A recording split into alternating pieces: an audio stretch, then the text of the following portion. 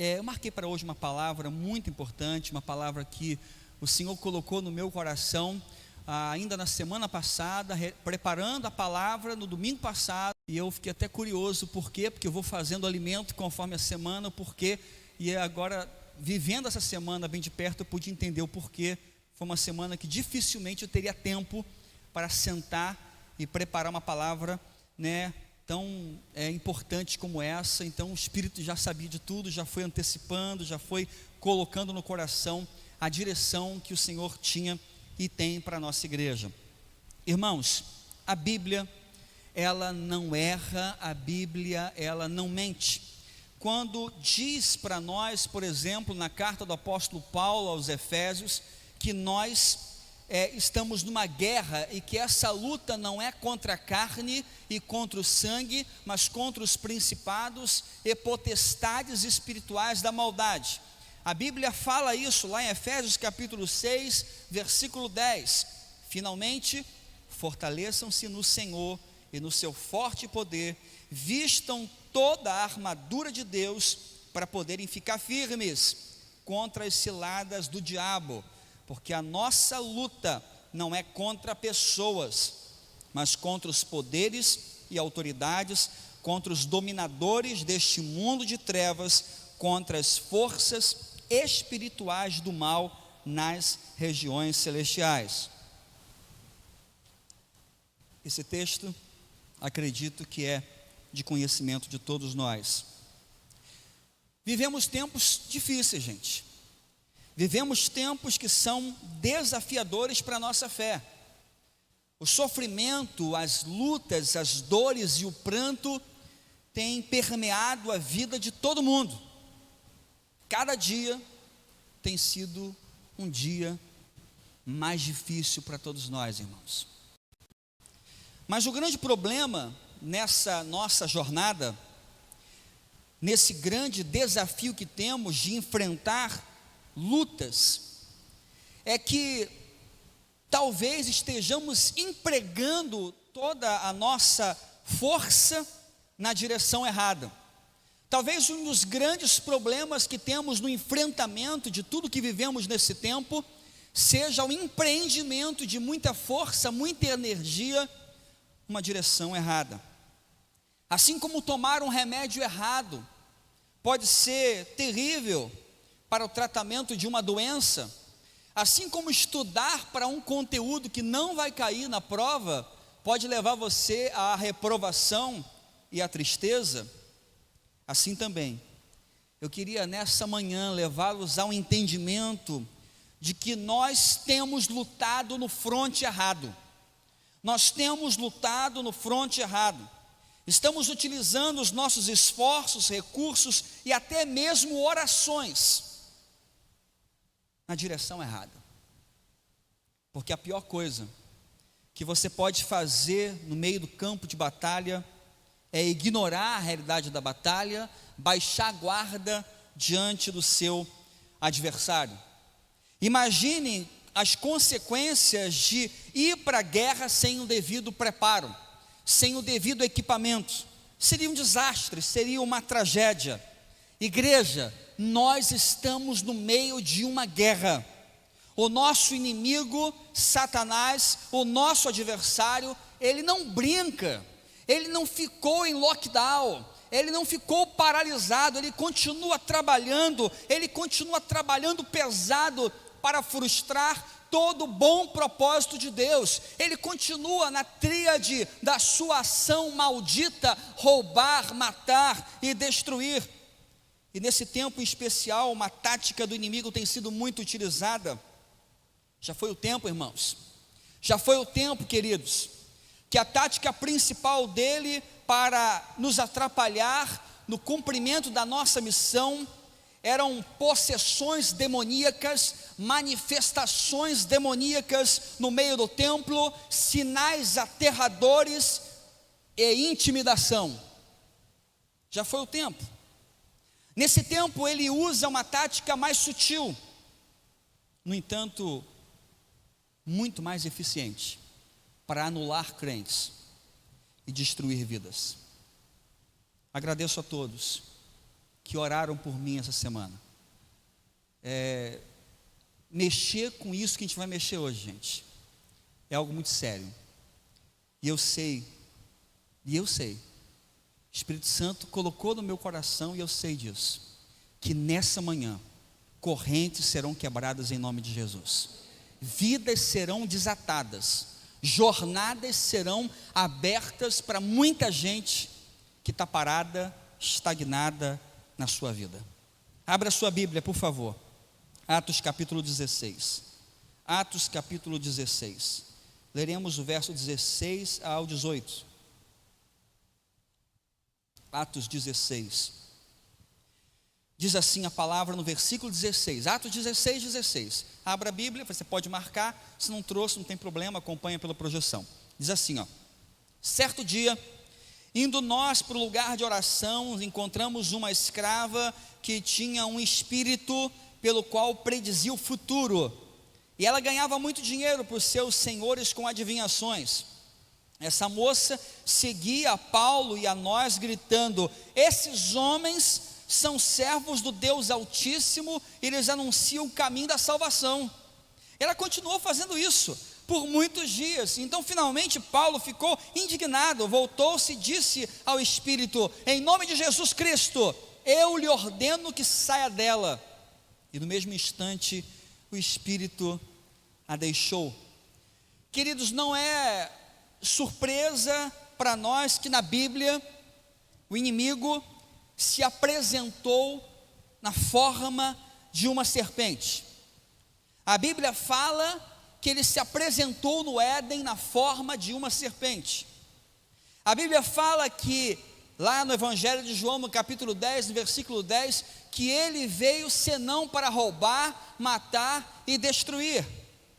Evangelho de João, no capítulo 8, versículo 44, diz que ele é homicida desde o princípio, nunca se firmou na verdade, porque é o pai da mentira. Quando fala mentira, fala daquilo que lhe é próprio.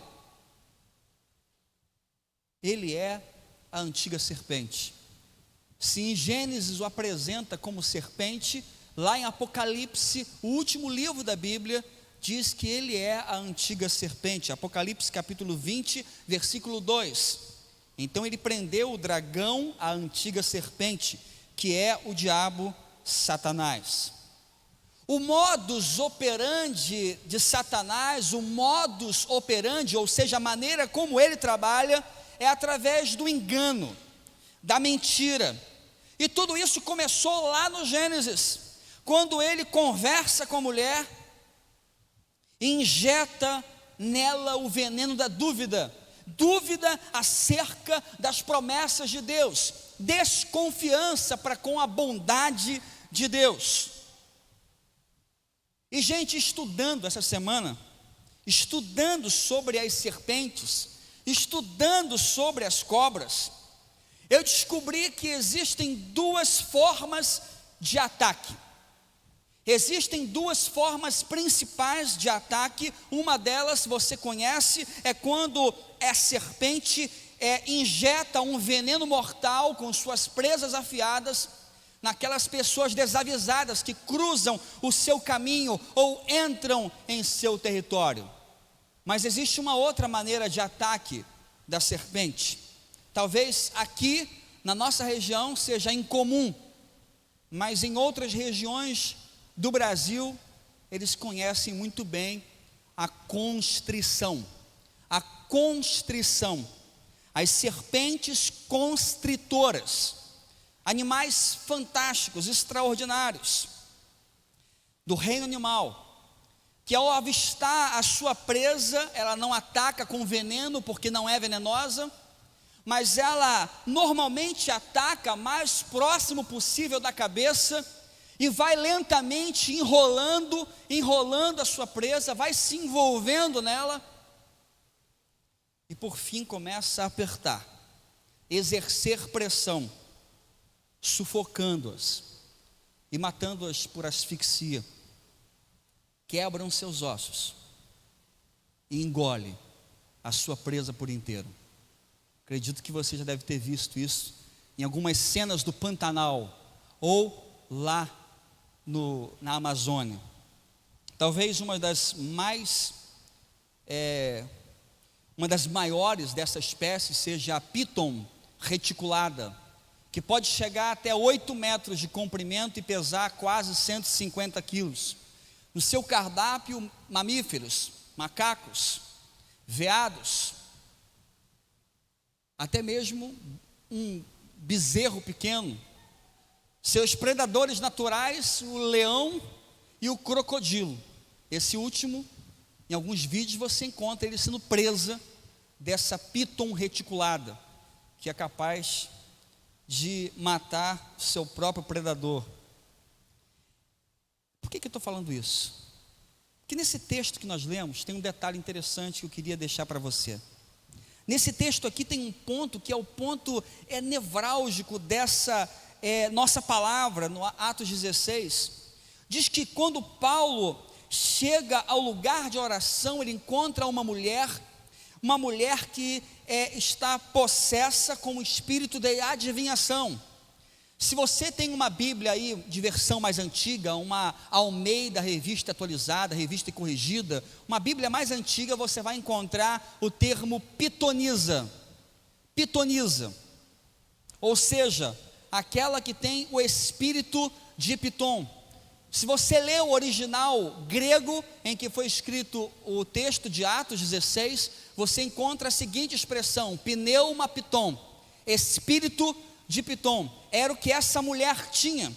Essa mulher estava possuída por um espírito de Piton. Essa palavra não é novidade no Novo Testamento. Você também a encontra, por exemplo, em 1 Samuel capítulo 28, versículo 7, depois da morte de Samuel, Saul procura a vontade de Deus, mas não consegue, quer consultar a vontade do Senhor, não encontra um profeta, tenta buscar por Urim, por Tumim, não consegue, então diz a palavra, 1 Samuel capítulo 28, que ele vai até a cidade de Endor e procura uma pitonisa, uma mulher que tem o espírito de Piton, para consultar o espírito. O espírito de Piton não ataca injetando veneno, ele vai consumindo o homem de dentro para fora, mas o seu ataque vem levemente, suavemente, com palavras, direcionamentos, distrações que vão lentamente nos sufocando. O seu ataque é de fora para dentro, exercendo pressão, nos esmagando contra nós mesmos, gerando opressão, de tal maneira que perdemos as perspectivas das promessas de Deus, vamos perdendo o fôlego de vida, vamos perdendo a nossa voz. Versículo 16 do texto que nós lemos diz que certo dia, indo para o lugar de oração, atentem para o texto, porque o texto destaca indo para o lugar de oração. Quando é que o espírito de Piton ataca? Ele ataca Paulo e a Silas quando eles estavam indo para o lugar de oração. É exatamente o que essa potestade espiritual faz. Ela quer nos desviar dos nossos encontros com Deus, ela quer nos tirar da presença, ela quer cortar a fonte do nosso alimento, do nosso suprimento espiritual. Queridos irmãos, prestem atenção no tempo que nós vivemos, porque essa pandemia revelou para nós de maneira muito clara que muitas pessoas tinham nas celebrações presenciais a sua única fonte de alimento espiritual da semana. E é por isso, porque hoje não podem mais estar presencialmente na igreja, que perderam sua fé, perderam a sua caminhada ao lado de Jesus, porque não se alimentam mais, não se alimentam da palavra, não oram em suas casas e não caminham mais entre nós. Piton atacou, tirando, desviando da casa de oração. No entanto, perceba que Paulo e Silas não se renderam a esse ataque, não desviaram o seu caminho por causa desse espírito, e esse espírito de Piton os ataca novamente. Diz o texto que então começou a atacar com profecias e palavras aduladoras inflando o ego dos dois discípulos de Jesus, dizendo: esses são servos do Deus Altíssimo e anunciam o caminho da salvação. Irmão, tentem imaginar uma cena dessa. Paulo e Silas estão entrando pela primeira vez em um território, em um terreno onde se cultuava outros deuses, onde se sacrificavam humanos a outros deuses, e eles chegam naquele lugar, uma batalha espiritual, e chegam recebendo palavras de elogio, chegam sendo acalentados em seu ego. Eles entram no território do inimigo, no meio da batalha, e há uma palavra doce e açucarada lhes dizendo: esses são os homens, são servos do Deus Altíssimo, anunciam o caminho da salvação. Talvez um pregador desavisado, não fosse Paulo, não fosse Silas, cairia na besteira de aceitar o elogio, receber os louros, quem sabe dizer: enfim, alguém reconhece o meu trabalho, alguém reconhece quem eu sou. Mas, querido, atente uma coisa: quem é profeta, quem é discípulo de Jesus, ou aquele que está ao encargo na missão de Jesus, sabe que o seu galardão não será recebido aqui nessa terra. Se você não vai receber o galardão aqui na terra, é lá na glória, é lá na glória. E por isso mesmo, eles não caíram nessa cilada, não caíram nessa cilada. Veja que o espírito de Pitom tentou seduzir os discípulos com palavras de aprovação, mas o objetivo era o mesmo. O objetivo era um só: era desviá-los do lugar de oração, era tirá-los da casa de Deus. Queridos irmãos, prestem atenção: se o diabo não conseguir tirar você da casa de Deus, da presença de Deus, por sua intimidação, ele vai tentar tirar você com a distração. Quando ele não consegue pela intimidação, ele vai tentar de outra maneira, chamado distração.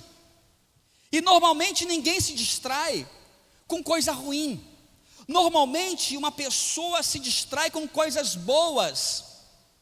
Eu nunca vi alguém se distrair na cadeira do dentista arrancando um dente. Distrair aqui, arrancou o siso, foi sem anestesia. Eu nunca vi, você já viu isso? Nunca vi. Eu nunca vi alguém se distrair quando pisa num prego e atravessa o prego no pé. E aqui, rapaz, nem percebi. Poxa, aí está tão intertido. Fiquei aqui, está de boa. Nós nos distraímos com coisas boas. Normalmente você se distrai com coisas boas, que faz com que você dê tanta atenção ao presente, ao momento, e se esquece, ou tira-lhe a perspectiva de futuro. Gente, são as coisas boas dessa vida que nos privam das excelentes que Deus tem preparado para nós. São as coisas boas dessa vida que nos privam das excelentes que Deus tem preparado para nós.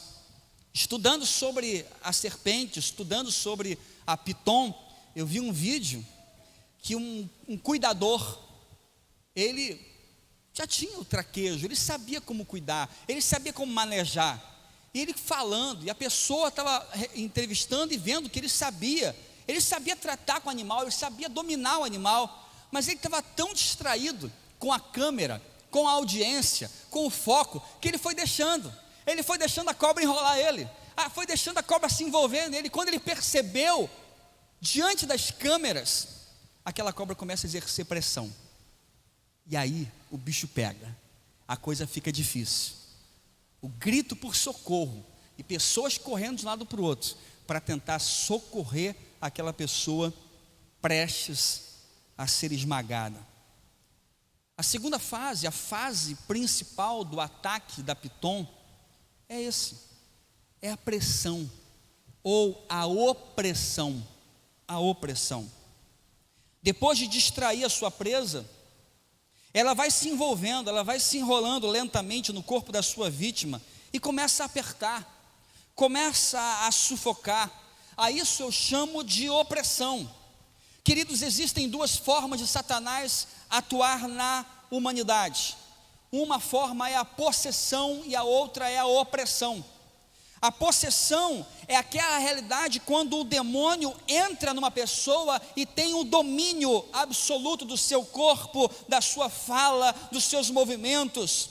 Ou seja, é um ataque de dentro para fora. A opressão, por sua vez, é um ataque de fora para dentro. A própria palavra opressão no dicionário já nos dá indícios do que nós podemos entender como opressão.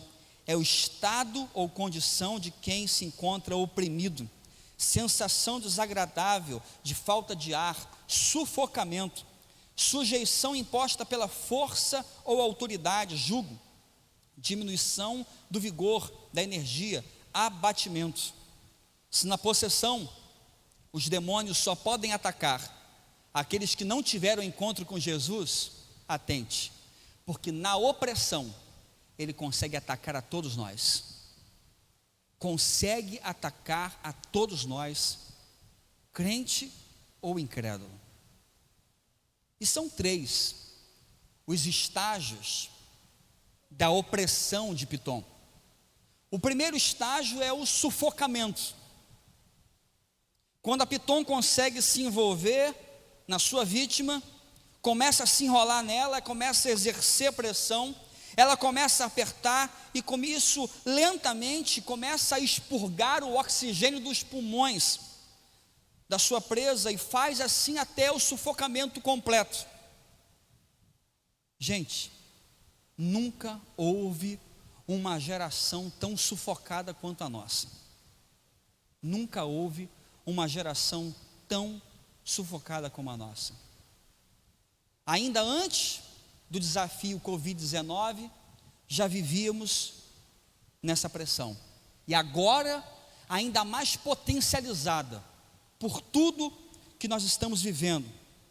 Somos sufocados quando as pressões dessa vida nos roubam a alegria de viver, ofuscam a nossa visão e a nossa perspectiva de futuro. O nosso encanto com a vida vai morrendo, vai desvanecendo. Estudando, gente, sobre isso, eu não pude deixar de perceber que um dos sintomas mais comuns na ansiedade é justamente a falta de ar. É a falta de ar, é a sensação de sufocamento. Esses sintomas são resultados ou são vinculados à ativação do sistema nervoso, chamado de sistema de reação, de luta, de fuga. É quando você se sente incapaz de continuar lutando. Não é à toa que aqui no Brasil, lendo um relatório da Organização Mundial da Saúde de 2019, deixa-se claro, desatualizada a minha informação, mas foi o único relatório que eu consegui, de 2019, o Brasil é o país mais ansioso do mundo. 9,3% da população brasileira sofre de ansiedade. Isso em 2019. Se refizerem essa pesquisa agora, imagina os resultados. Nós somos o 5º país do mundo que mais sofre com depressão. O 5º país do mundo que mais sofre com depressão. Segundo a Organização Mundial da Saúde, a depressão e a ansiedade têm levado cerca de 900 mil pessoas no mundo ao suicídio. Todos os anos. Todos os anos. Preste atenção, irmão. Preste atenção, querido, rapidamente, que o pastor não está dizendo aqui que quem tem ansiedade está possuído pelo demônio, para depois não ficar falando bobeira aí fora. Eu não estou dizendo que quem sofre de ansiedade está sendo aí, oprimido ou possesso por Satanás. Até porque a ansiedade, ela advém da nossa inabilidade no enfrentamento das dificuldades, dos dilemas da nossa vida. Mas eu não tenho dúvida em dizer para você que o nosso adversário tem se aproveitado disso, que o nosso adversário tem se aproveitado e utilizado isso para nos paralisar a muitas vidas, maximizando a nossa perspectiva negativa sobre a vida, colocando diante dos nossos olhos só problemas, só coisa ruim. E a reação orgânica Para tudo isso é ansiedade, gente. E para outras pessoas, a depressão. A opressão de Pitom se realiza na nossa vida quando ele nos sufoca com perspectivas negativas sobre a vida. É claro, gente, que na vida tem problema, é claro que na vida tem crise, que tem dificuldade, o próprio Jesus disse isso, mas eu lhes garanto que a vida não é só problema.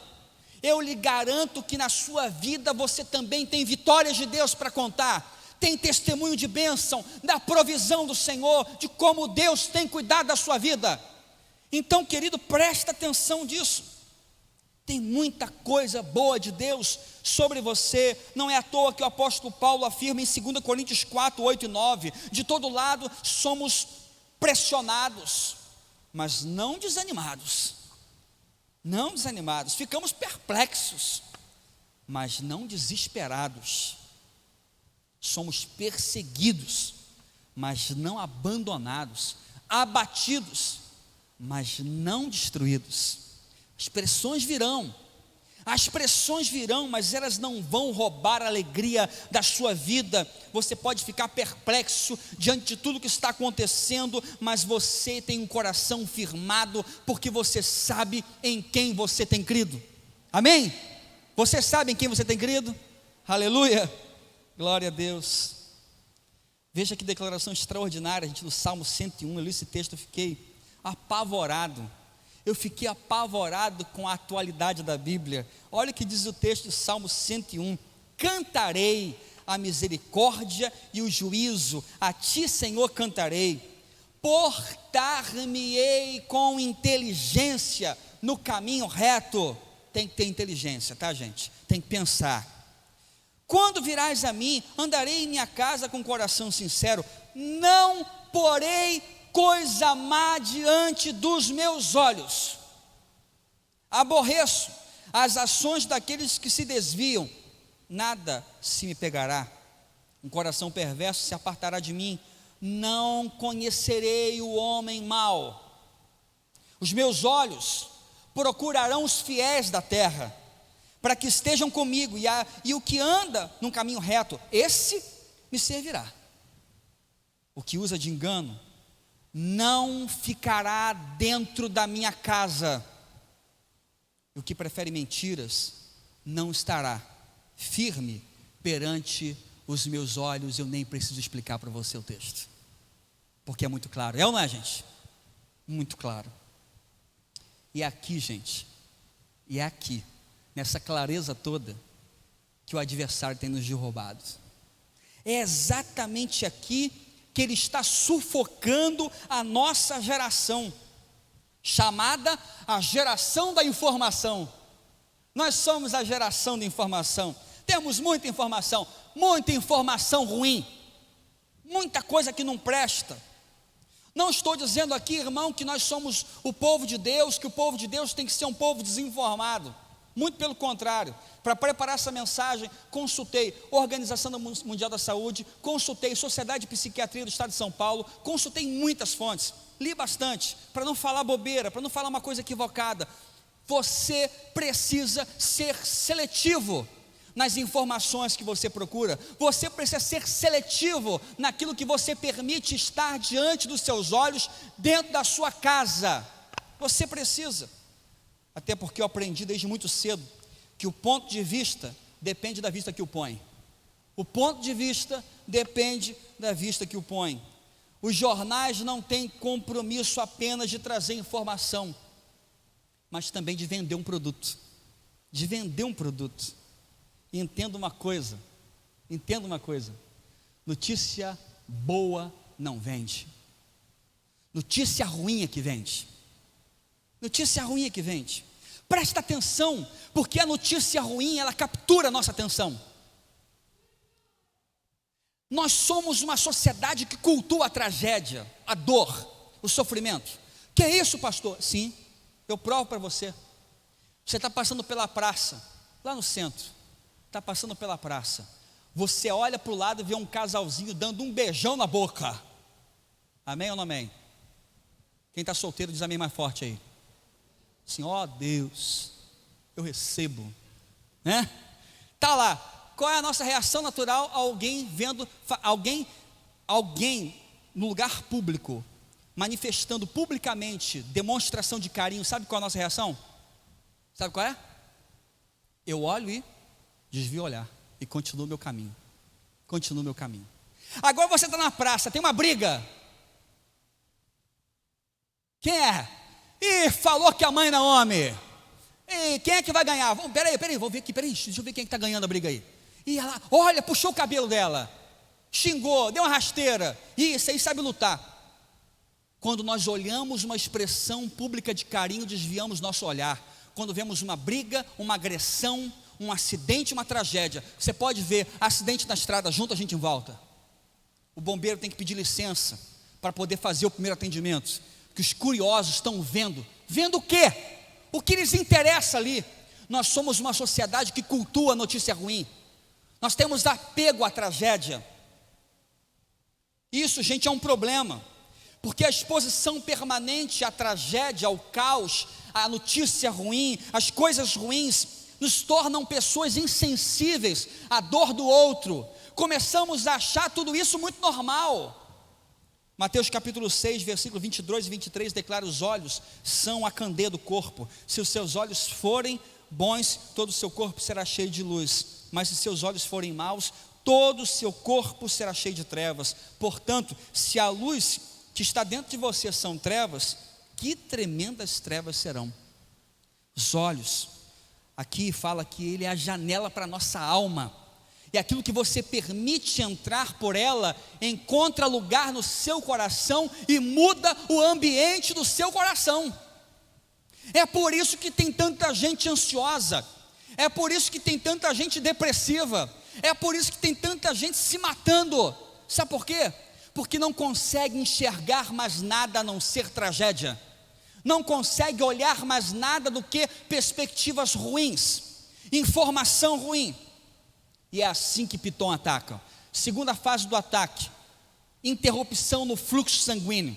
Depois de apertar e sufocar, ele começa então, algumas partes do corpo começam a não receber mais o sangue, que alimenta, que torna-nos pessoas vivas. Queridos, quando o espírito de Piton começa a exercer pressão ou opressão na vida da gente, ele ocupa a nossa mente com tanta coisa ruim, mudando drasticamente a nossa perspectiva de vida, de futuro, muda o ambiente do nosso coração e o fluir do sangue não chega até nós. O fluir do sangue. Na semana passada eu falei sobre a importância do sangue de Jesus para a nossa vida. Falei que nós somos uma comunidade lavada e remida pelo sangue do Cordeiro, e que naquele dia que Ele voltar, seremos identificados assim. Quem são esses? Ao lado do Senhor, são aqueles que vestiram as vestes alvas e as lavaram no sangue do Cordeiro. Estes são aqueles que subirão com Jesus à glória celeste. Veja a importância do sangue, veja a importância dessa alimentação na nossa vida. João capítulo 15, versículo 5, Jesus diz: eu sou a videira verdadeira e vocês são os ramos.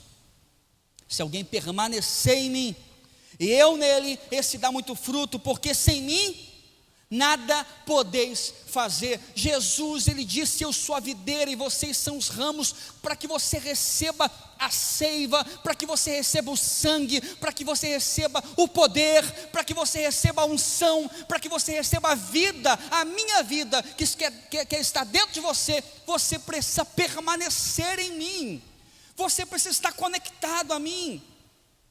Irmãos, se nós não estivermos conectados em Jesus, com um relacionamento íntimo e profundo com Jesus, chega a dizer: nada podeis fazer. Vocês estão perdidos. Perdidos. Estava pensando sobre relacionamento. Jesus quer ter relacionamento com a gente. Jesus quer ter relacionamento com a gente. Quando eu cheguei nessa parte da mensagem, escrevendo, eu confesso para você que eu parei 2 vezes e orei e falei: Espírito Santo, é isso mesmo que você quer que eu fale? Falei assim: é isso mesmo, é isso mesmo. Relacionamento é o que Deus quer ter conosco. E o Espírito colocou no meu coração que existem 2 padrões de relacionamento. 2 padrões de relacionamento.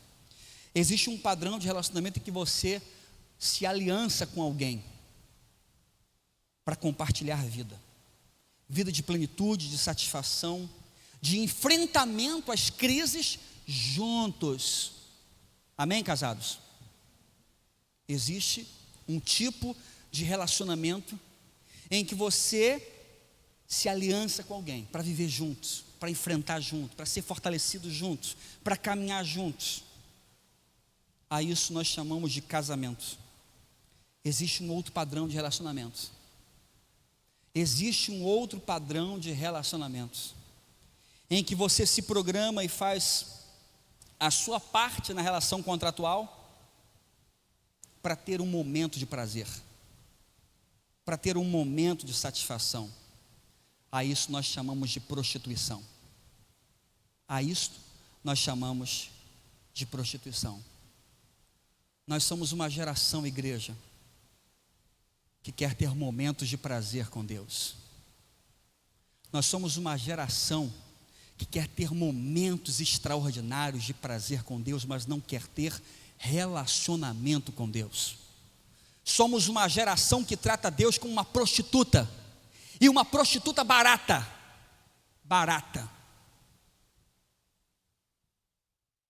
Talvez barata e mal paga para alguns. Nós somos uma geração que não quer ter intimidade com o Senhor. Nós somos atraídos por momentos, por epifanias, por momentos extraordinários. Enquanto Deus olha para você e diz: meu filho, eu quero ter vida com você. Eu quero ter intimidade com você. Isso que você está sentindo aqui agora, eu quero que isso seja pleno na sua vida. Sempre, de segunda a segunda. É o que eu quero para você. Pitom vai matando a gente por dentro. Não tem mais sangue, não sente. Terceira e última fase do ataque.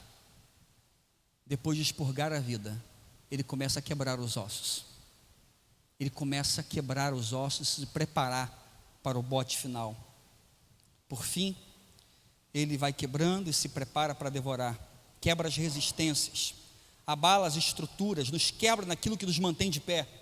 Os ossos do esqueleto humano são a estrutura de firmeza que nos mantém de pé e nos torna funcionais, ativos, saudáveis. Quebre um osso da sua perna e veja como que a sua vida muda drasticamente. Não sei você, mas na minha vida eu sempre disse que existem 3 fontes de poder. 3 estruturas de poder que mantêm a minha vida de pé: Deus, família e igreja. Deus, família e igreja. Você pode repetir comigo? Vamos lá? Para mim, essas são as minhas 3 estruturas de poder. Se uma delas se rompe, eu não fico de pé, como um tripé. Se uma delas cai, eu caio. Meus queridos irmãos, vejam, analisem e tirem suas próprias conclusões. Se o que nós estamos passando nesse tempo não tem redefinido drasticamente essas estruturas de poder na nossa vida.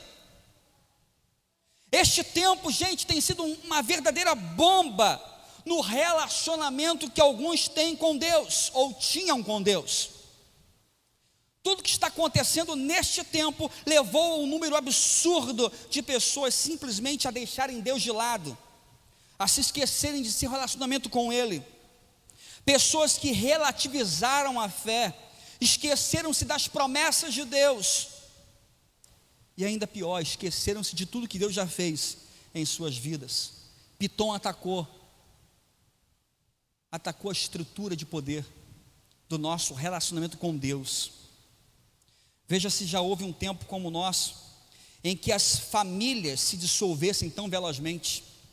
A reação a toda essa pandemia, isolamento social, tem levado inúmeras famílias ao rompimento, ao divórcio, casais que não se entendem mais, pais que brigam com filhos, filhos que não conversam com seus pais, irmãos que não se entendem. Pitom atacou a estrutura da família. Veja, se já não houve o tempo como o nosso, em que pessoas abandonassem suas igrejas, seus pastores que zelaram por elas, abriram mão da comunhão dos seus irmãos em Cristo. Não é à toa que já lhes disse que apenas 21% de todos os evangélicos retornaram para suas igrejas. Onde estão os 89% que se orgulhavam em dizer que eram evangélicos? Tirem suas próprias conclusões. Piton atacou a estrutura de poder chamado igreja. Eu li bastante sobre serpente. Li bastante sobre isso. Tem um detalhe interessante. Estou concluindo, gente. Essa cobra tem uma capacidade incrível.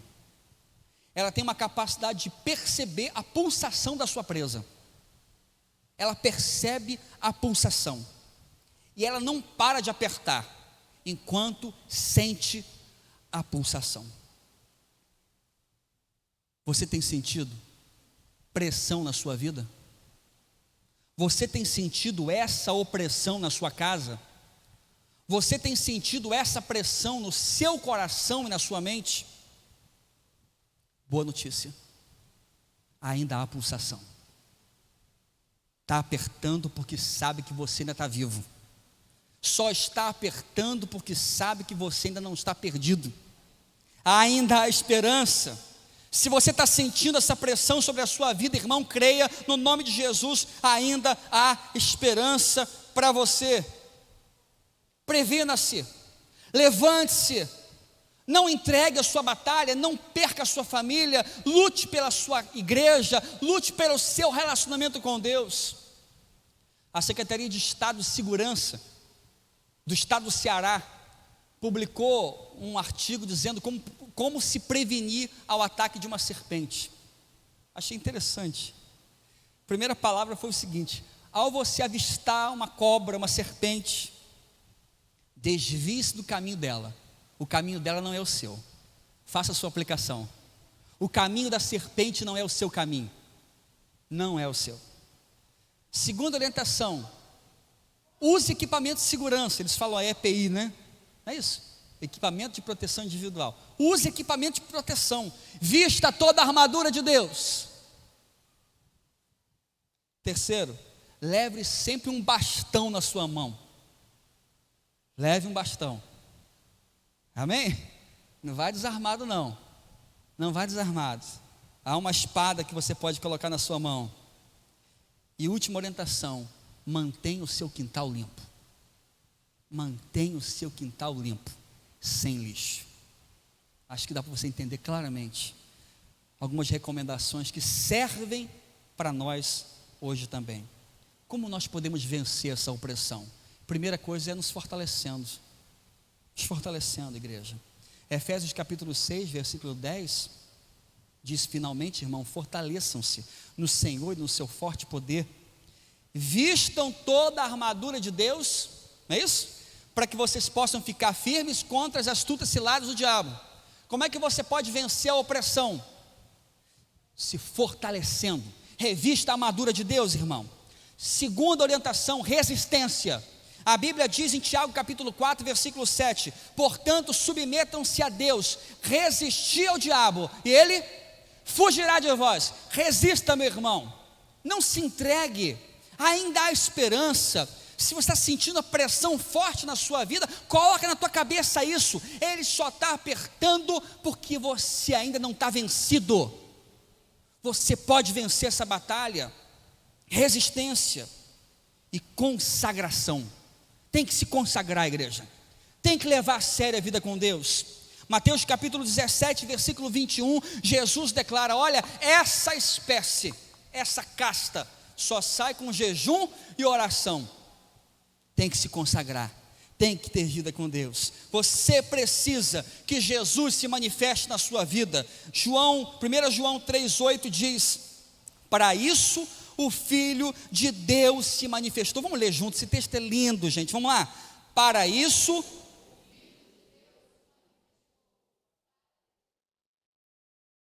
para que o Filho de Deus se manifestou, gente? Para destruir as obras de Satanás. Ele veio a este mundo para destruir toda a obra de Satanás. Jesus veio para isso. Jesus veio para isso. Quando Deus enviou Moisés para proporcionar livramento, libertação a um povo que vivia oprimido, cativo, debaixo da opressão do Egito, ele assim recomendou a Moisés. Disse Deus a Moisés: eu sou o que sou. É isso que você dirá aos israelitas. O eu sou me enviou a vocês. Quando os soldados romanos foram ao Monte das Oliveiras para prender Jesus, levados pelo traidor chamado Judas, naquele momento anterior à sua crucificação, eles queriam saber quem era Jesus. João capítulo 18, versículo 4 e 6 declara: a quem vocês estão procurando? Disse Jesus. A Jesus de Nazaré, responderam eles. Eu sou Jesus, disse ele.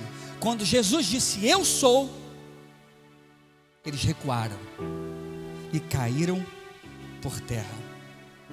As potestades espirituais da maldade, os demônios do Egito, os falsos deuses, se renderam ao poder do grande eu sou.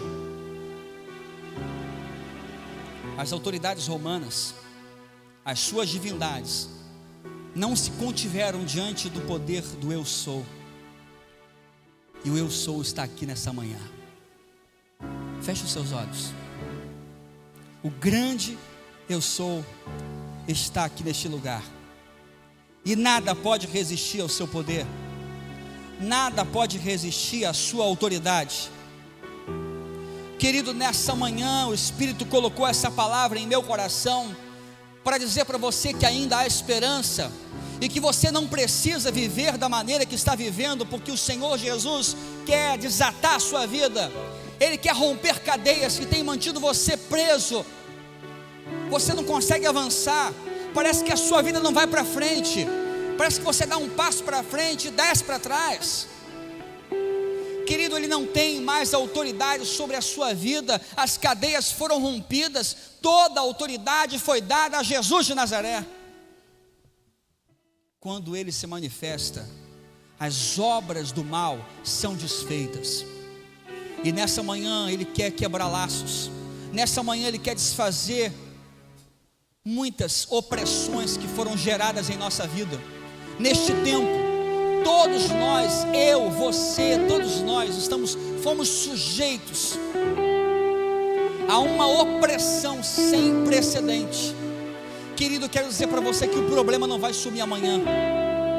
Eu quero dizer para você que os enfrentamentos continuarão, mas a sua maneira de enxergar a vida, a sua maneira de enxergar tudo isso vai mudar. Você vai olhar como aquele que sabe a quem serve. Você vai olhar para tudo isso sabendo em quem você tem crido. E esse Deus é um Deus vivo e verdadeiro. Eu quero convidar você nessa hora a se colocar de pé no seu lugar. Nós vamos juntos louvar ao Senhor. E esse momento, querido, é um momento de profunda contrição. Quero pedir a você que se concentre no que está acontecendo. Não se distraia, não olha para a direita, não olha para a esquerda, não olha para o celular, não olha para relógio. Se você chegar atrasado hoje, pode me culpar. Mas eu preciso que você hoje tenha esse momento. Um momento em que você vai se colocar diante do Senhor. Momento para você enfrentar essa opressão de Satanás, que está tentando destruir a sua vida, está tentando tirar o potencial da sua vida. Deus olha para você e fala: meu filho, eu tenho pensamentos grandiosos para a sua vida. E Satanás está tentando roubar isso de você, anular isso de você. Tem gente que está com a vida parada, esperando tudo melhorar para voltar a agir. Caiu na rede, caiu no laço, está enrolado por piton. Está esperando. Não espere mais. Não espere mais. Hoje tudo vai mudar na tua vida, meu irmão. Não é que vai mudar amanhã, não é que vai mudar depois da vacina, vai mudar agora, porque Jesus está nesse lugar. E eu quero convidar você a adorar com fé, com ousadia, a liberar essas palavras como palavras proféticas de libertação sobre você, porque nós cremos que esse ajuntamento aqui, irmãos, não é um encontro social, não é uma reunião de gente que tem tudo a ver. Esse lugar nós escolhemos para ter um encontro com o Senhor, e nada que fizermos aqui, se não for nessa direção, está certo. Olha, se nós viemos aqui por outro motivo, estamos perdendo o nosso tempo, gente. Nós viemos aqui para ter um encontro com Jesus. Feche os seus olhos agora, adore o Senhor, libere palavras de libertação sobre a sua própria vida. Creia, o Espírito de Deus está nesse lugar, Ele está curando você, Ele está quebrando cadeias, Ele está libertando você, Ele está desatando a sua vida, para você ter uma vida em abundância. É o que Ele quer para mim, é o que Ele quer para você.